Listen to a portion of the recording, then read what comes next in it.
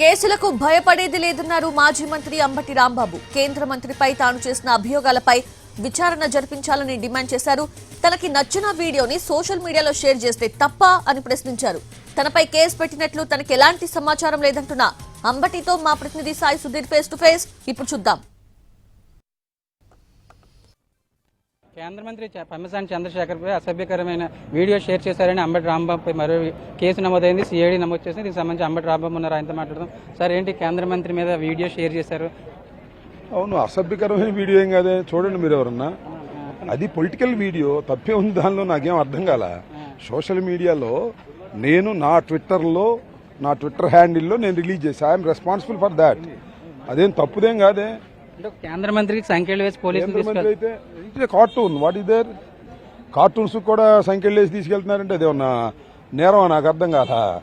ఆయన నేరస్తుడు అని నేను అభియోగం చేస్తున్నాను. నా ఇంటి మీద దాడి జరిగినప్పుడు ఆయనే కుట్రదారుడు, ఆయనే దాడి చేయించాడు. అంతేకాదు, నన్ను పోలీస్ స్టేషన్లోకి తీసుకువెళ్లిన తర్వాత పోలీసులకు ఫోనులు చేసి నన్ను హింసించమని వారికి చెప్పాడు. ఆయన అండతోనే నన్ను హింసించే ప్రయత్నం చేశారు. కేంద్ర మంత్రి అయినా ఎవరైనా ఆయన చట్ట వ్యతిరేకంగా పనిచేశాడు. దాని మీద విచారణ జరపవలసిందిగా నేను కోరాను. అయితే వాళ్ళు విచారణ జరపలేదు. అందువల్ల నేను దాని మీద ఉద్యమం చేస్తున్నాను. దానిలో భాగంగానే పెమ్మసాని చంద్రశేఖర్ కేంద్ర మంత్రి అయినా చట్ట ప్రకారం ఆయన శిక్షించవలసిందేననేది నా డిమాండ్, ఇప్పటికీ ఎప్పటికీ కూడా. కేసు నమోదు చేసినారు సిఐడి నుంచి. ఏమో మరి నాకు సమాచారం, నేను టీవీలో చూడటం పేపర్లో చూడటం తప్ప. కేసు నమోదు చేసుకుంటే చేసుకుంటారు. ఏది నాకు అర్థం కదా. మా మీద ఎన్ని సోషల్ మీడియాలో పెడుతున్నారు, కేసు రిజిస్టర్ చేశారా? జగన్మోహన్ రెడ్డి గారి మీద పెడుతున్నారు, కేసు రిజిస్టర్ చేశారా?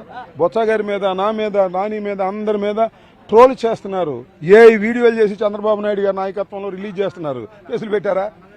పెట్టుకొని చేసేది ఏముంది? చట్టం ఆ రకంగా నడుస్తుంది రాష్ట్రంలో అని ప్రజలు తెలుసుకుంటారు. మీరే క్రియేట్ చేశారా, ఎవరైనా పంపించారా మీకు? నేనే క్రియేట్ చేశాను, నాకు ఎవరు పంపించలేదు. I'm sole responsible for that. అంటే అంబటి రాంబాబు ఎన్ని కేసులు పెడితే అంత మైలేజ్ వస్తుంది అనుకుంటున్నారు? కేసులు పెడితే మైలేజ్ వస్తుందా? అయితే పెట్టుకొని నేను కేసులకు భయపడపోతే మైలేజ్ వస్తుంది.